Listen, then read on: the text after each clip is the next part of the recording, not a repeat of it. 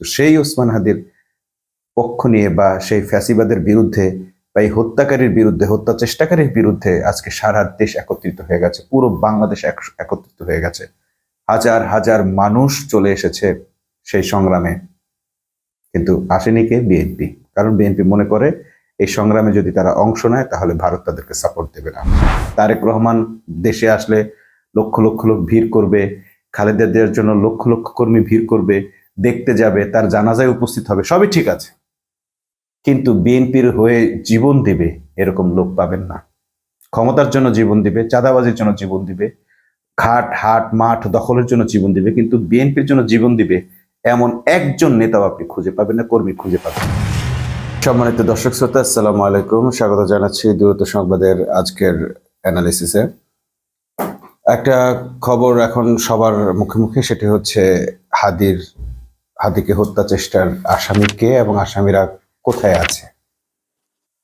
বারবারই একটা কথা বলে আসছি, সেটি হচ্ছে যে হাদির খুনিকে আড়াল করার চেষ্টা করা হচ্ছে এবং সেটি নানা কৌশলে চেষ্টা করা হচ্ছে।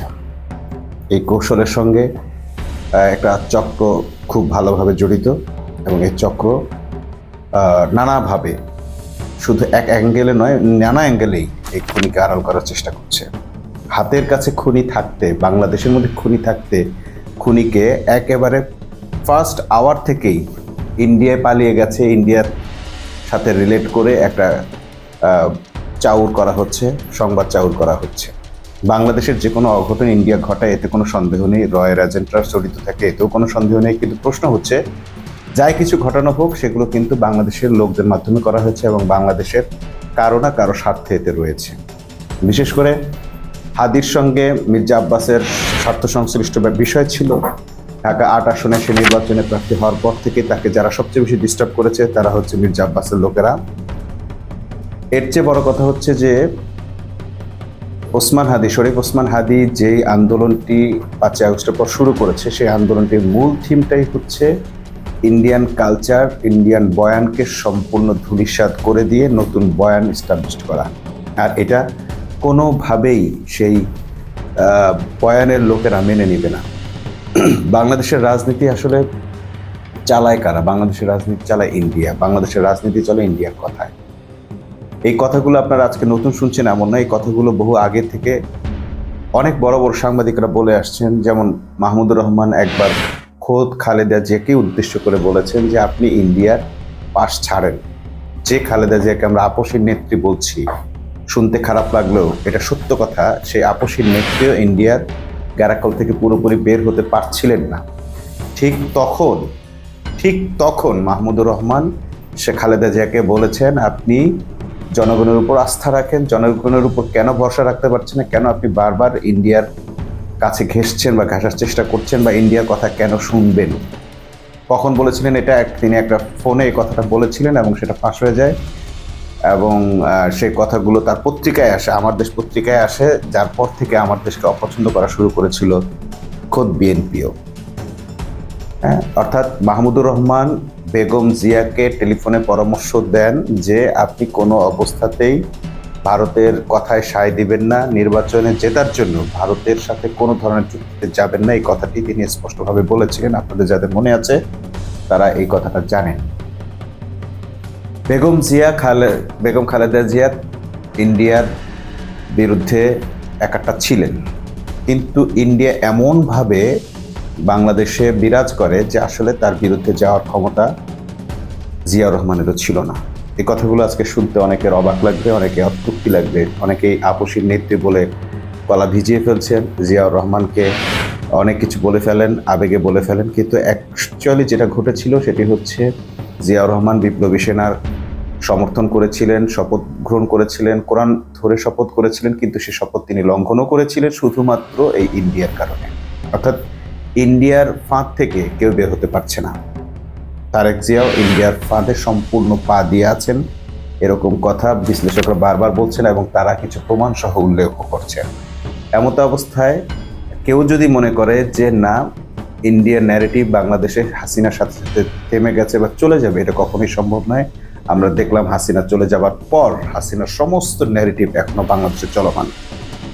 ঠিক হাসিনা যেভাবে ফ্যাসিবাদ প্রতিষ্ঠা করেছিল যে ন্যারেটিভের মাধ্যমে, এখনো সেই ন্যারেটিভে বিএনপি ফ্যাসিবাদ প্রতিষ্ঠার সম্পূর্ণ চেষ্টা চালিয়ে যাচ্ছে এবং মোটামুটি সে ফ্যাসিবাদ কায়েম করে ফেলেছে। সেই ফ্যাসিবাদের প্রধান লক্ষণ হচ্ছে 5 আগস্টের পর আজকে মাত্র এই 1.5 বছরের মধ্যে বিএনপি অন্তর্কোন্দলে দেশের মধ্যে অরাজকতা সৃষ্টির মধ্য দিয়ে 2 শতাধিক মানুষকে হত্যা করেছে বিএনপির লোকেরা অন্তর্কোন্দলে এবং নিজেদের মধ্যে। এটা মিথ্যা, এটা অসত্য, এটা অন্য কিছু বলার কোনো সুযোগ নেই। হ্যাঁ, 2-1টি কেস হয়তো এদিক ওদিক হইলে হইতে পারে, বাট 2 শতাধিক মানুষ যে তাদের নিজেদের অন্তর্কোন্দলে এবং মারা গেছে এবং নিজেদের লোক বাইরের লোক সব মিলিয়েই মারা গেছে, এটা তো আর মিথ্যা নয়। এবং তাদের তালিকা সহ এই তথ্যগুলো কিন্তু রয়েছে। আর চাঁদাবাজির কথা, এখন চাঁদাবাজ বললে বিএনপি মনে করে তাকেই বলা হচ্ছে, এটাও বাস্তব। কারণ চাঁদাবাজি এখন করছেই বিএনপি করছে, বিএনপির লেভেলে হচ্ছে, বিএনপির রাজনৈতিক শক্তির মাধ্যমে হচ্ছে। বিএনপির নেতারা বিভিন্নভাবে বৈঠক করে চাঁদাবাজি ভাগ বাটোয়ারা করে দিচ্ছেন। একটা স্লোগান আছে, চাঁদাবাজি হয় পল্টনে, ভাগ যায় লন্ডনে। এটাও মিথ্যা নয়। সো এই বিএনপিকে অনেকে এখনো তেল মেখে রাজনীতি করছেন, এই বিএনপিকে এখনো রাগ ঢাক করে অনেকে কথা বলছেন। এইটা যদি করতে থাকেন, ঠিক আমি যেটা দেখছি যে বাংলাদেশে এখনো আওয়ামী সিমটম বিরাজমান। আওয়ামী লীগকে মানুষ যেভাবে কথা বলার সময় শেখ হাসিনাকে তেল মারতো, শেখ হাসিনাকে বড় করে কথা বলতো, অন্য কোনো মন্ত্রীকে বা এমপিকে দোষ দিত, অর্থাৎ তারা ভয় পেত যে যদি শেখ হাসিনার বিরুদ্ধে বলে ফেলি, কিংবা শেখ হাসিনার বিরুদ্ধেও যদি কেউ বলতো, শেখ মুজিবকে পাম দিত। এই যে কালচারাল একটা ফ্যাসিজম তৈরি হয়ে গিয়েছিল যে সত্য বলা যাবে না, সত্য বলতে গেলে তাকে আরেকটা মিথ্যা দিয়ে ব্যালেন্স করতে হবে। এই ব্যালেন্সের নীতি এই সাংবাদিকদেরকে শিক্ষা দিয়েছে। আজকেও আমরা দেখছি ব্যালেন্স গ্রহণ করা হচ্ছে, ব্যালেন্স করা হচ্ছে সত্য মিথ্যাকে। অর্থাৎ আপনি যে দোষ করেছে তাকেও যা বলবেন, আবার যে দোষ করেনি তাকেও বলতে হবে, না বললে আপনার ব্যালেন্স হবে না। এই ব্যালেন্সের সাংবাদিকদের মধ্যে আমরা দেখছি আনিস আলমগীরকে আনা হচ্ছে ব্যালেন্স করার জন্য, মাসুদ কামালকে আনা হচ্ছে ব্যালেন্স করার জন্য। তারা এই 5 আগস্টের পর দিন থেকেই শুরু করেছেন আওয়ামীর পক্ষে সফট বয়ান শুরু করেছেন। তারা কখনো এই আওয়ামী লীগের বিরুদ্ধেও বলেন, আবার এই আওয়ামী লীগকে পুনরুজ্জীবিত করার জন্য, তাদেরকে রাজনীতিতে পুনঃপ্রবেশের সুযোগ দেওয়ার জন্য নানা ধরনের কৌশলের কথা বলেন। সব মিলে কি দাঁড়াচ্ছে বাংলাদেশের রাজনীতি? বাংলাদেশের রাজনীতি দাঁড়াচ্ছে টোটালি এখনো ভারতীয় বয়ানি বাংলাদেশের রাজনীতি চলছে। সেই 71-এর প্যানপ্যানানি চলছে, রেডিও চলছে, গ্রামোফোন চলছে, সেই 71-এর ভাঙা রেকর্ড চলছে। কে রাজাকার ছিল, কে মুক্তিযোদ্ধা ছিল, যেই মুক্তিযোদ্ধার দাবি নিয়ে ফ্যাসিবাদ কায়েম হলো, যে মুক্তিযোদ্ধা যে রাজাকার স্লোগান দিয়ে বাংলাদেশ স্বাধীন হলো নতুনভাবে, সেই একই জিনিস এখনো তাদের আবার ফেরি করতে হচ্ছে। এটাই হচ্ছে মূলত ইন্ডিয়ার রাজনীতি। ইন্ডিয়ার একমাত্র সম্পদ 71, কারণ 71-এ তারা বাংলাদেশের মানুষকে বন্ধু হিসেবে প্রমাণ দিয়েছিল।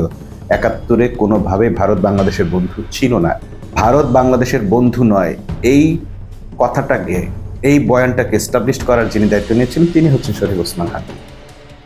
এবং তিনি তরুণদের মধ্যে বই পড়ার অভ্যাস তৈরি করার জন্য লাইব্রেরি তৈরি করেছিলেন। সেই লাইব্রেরির মাধ্যমে তিনি এই জাতির সামনে এটা প্রমাণ করতে চেয়েছিলেন, বোঝানোর চেষ্টা করেছিলেন যে ইন্ডিয়ান বয়ান, ইতিহাস এগুলো মিথ্যা। তাই তাকে হত্যা করা প্রয়োজন পড়ে ইন্ডিয়ার, তাকে হত্যা করার প্রয়োজন পড়ে রয়ের, এবং তাকে হত্যা করার প্রয়োজন পড়ে বিএনপির। কারণ বিএনপির ঘাড়ের ওপর ভর করেছে ইন্ডিয়া। এটা যদি কারো অজানা থাকে তাহলে তার উচিত আর স্টাডি করা অথবা মিলানো। আজকে শরীফ ওসমান হাদি তথা ফ্যাসিবাদী শক্তির, পতিত শক্তির হাতে যারা নিহত, যে প্রায় নিহত মুমূর্ষু, বা তিনি বেঁচে আসবেন এরকম আশা কেউই করছেন না। যদি আল্লাহর কাছে সবাই, যেহেতু আল্লাহর শক্তির কাছে সবাই সারেন্ডার, সেই হিসেবে ভাবছেন যে হয়তো মিরাকলি সে ফিরেও আসতে পারে।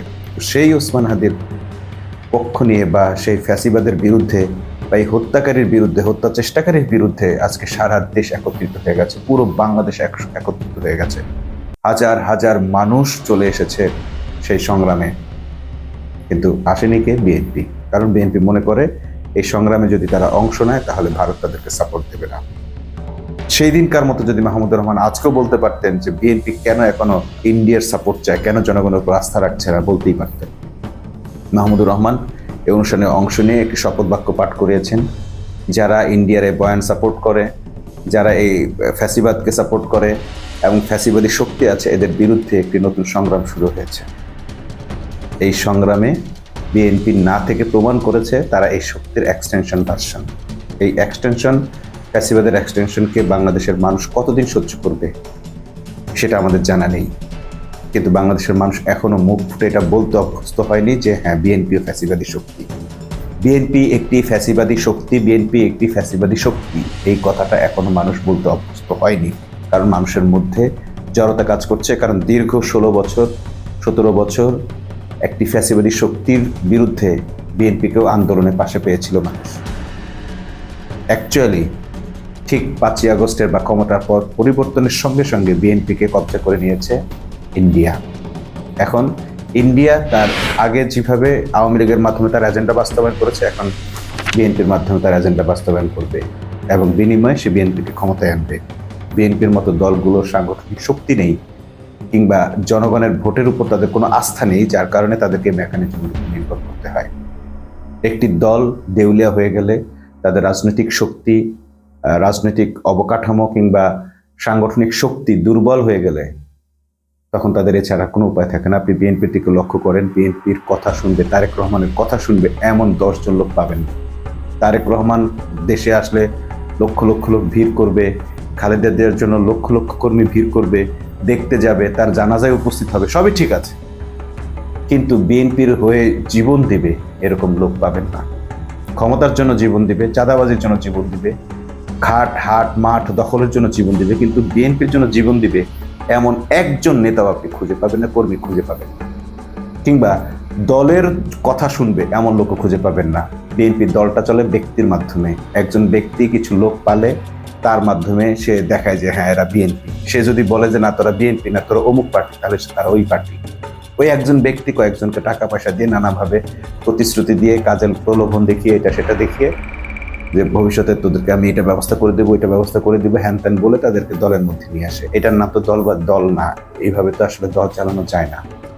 আর এদের তো ওই আস্থাও পাওয়া যায় না যে এদেরকে তো আসলে আবার কালকে কেউ অন্য অফার দিয়ে নিয়ে যেতে পারে। এইরকম একটি ভঙ্গুর দল দিয়ে বাংলাদেশের রাজনীতি চলছে। বাংলাদেশের রাজনৈতিক দলগুলোকে রাজনৈতিক কার্যক্রমে স্বচ্ছতা এনে সুন্দরভাবে একটি দল পরিচালনা করা ছাড়া, রাজনৈতিক সংস্কার ছাড়া এই কালচার পরিবর্তন করা সম্ভব হবে না।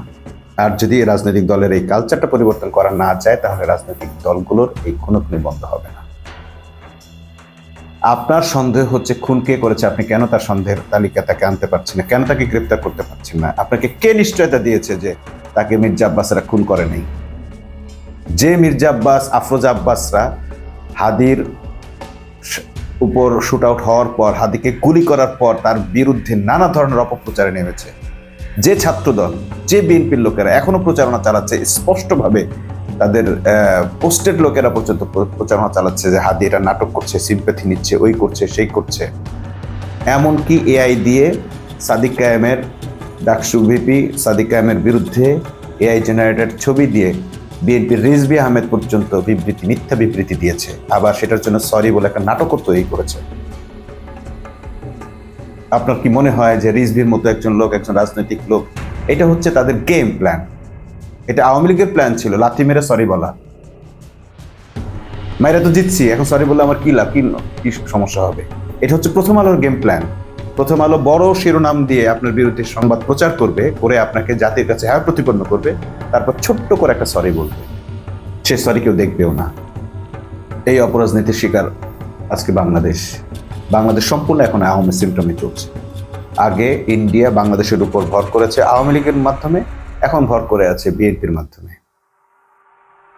যদি বিএনপি ইন্ডিয়ার হাত থেকে বাঁচতে না পারে, তাহলে বাংলাদেশে তাদের রাজনীতি করা উচিত হবে না। বাংলাদেশে এখন বহু দল আছে যারা সেকুলার দলের দায়িত্ব নিতে পারে।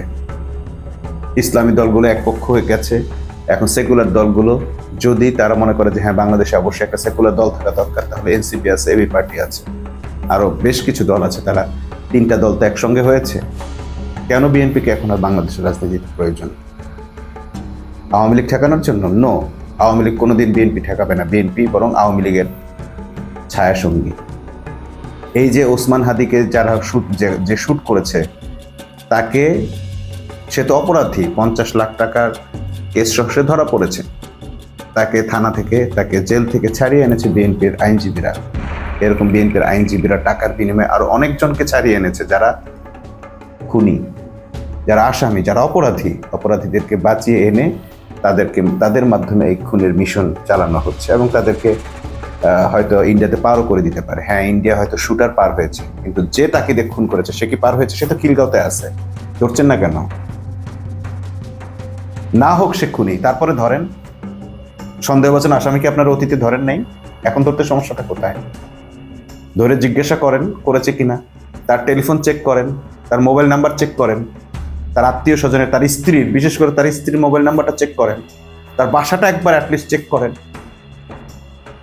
ঢাকা শহরের যেসব বিএনপি নেতারা আছে তাদের বাসাগুলো চেক করেন খুনি আছে কিনা। কিন্তু আপনারা ঠিক ওই আওয়ামী লীগকে যেমন ভয় পেত, ওই রকম বিএনপিকে এখন ভয় পাচ্ছে। যদি ভয় পান, যদি ক্ষমতায় আসার আগেই বিএনপিকে ভয় পেতে শুরু করেন, তাহলে আপনাদের উচিত নয় প্রশাসনে থাকা কিংবা অন্য কোনো দায়িত্ব পালন করা। এটা মনে রাখবেন, বাংলাদেশের মানুষ এখন আর মৃত্যুকে ভয় পায় না।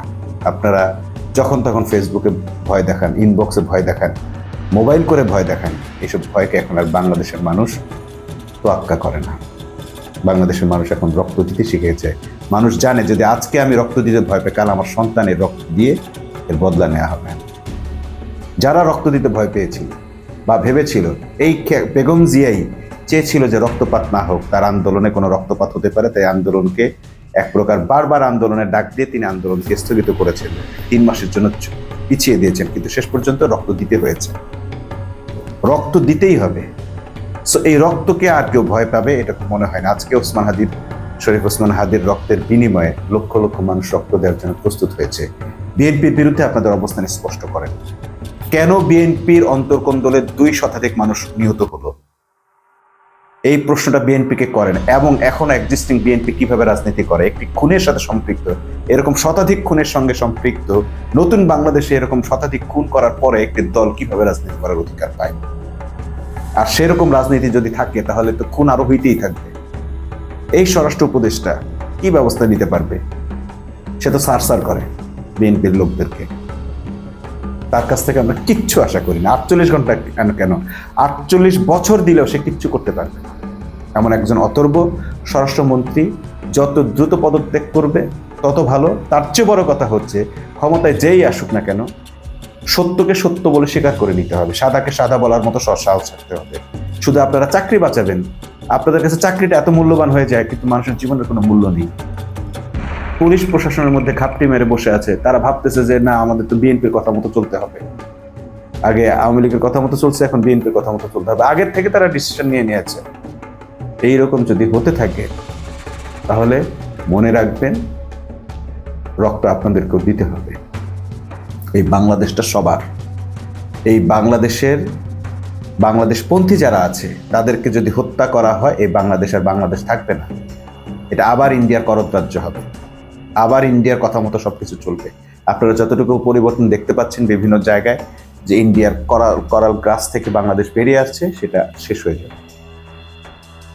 হাদিকে বাঁচাতে পারেননি, কিন্তু বাংলাদেশকে বাঁচান। হাদি যদি কোনোভাবে জানেও বেঁচে যায়, তাকে আর হাতির মতো করে পাবেন না, এটা নিশ্চিত থাকেন। আমরা হাদির ডাক্তারদের সঙ্গে কথা বলে নিশ্চিত হয়ে গেছি। এখন মিরাকল অনেক কিছু করতে পারে, কিন্তু এরকম মিরাকল আমরা কখনো ঘটতে দেখি নাই, যেহেতু সে আশাও করছি না।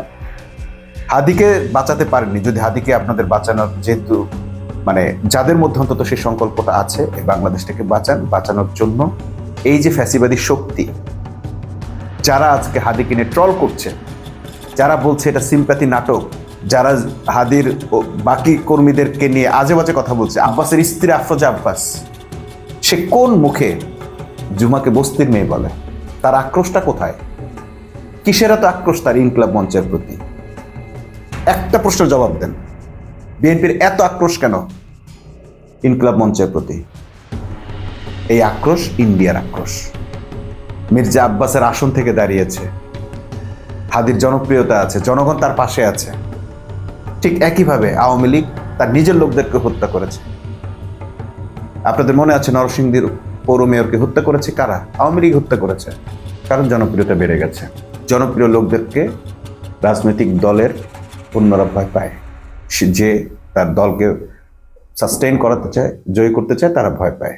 এই ভয় কাটিয়ে উঠতে হবে এবং ভয় কাটিয়ে উঠে সত্যের পক্ষে থাকতে হবে, নতুবা এই বাংলাদেশ টিকবে না।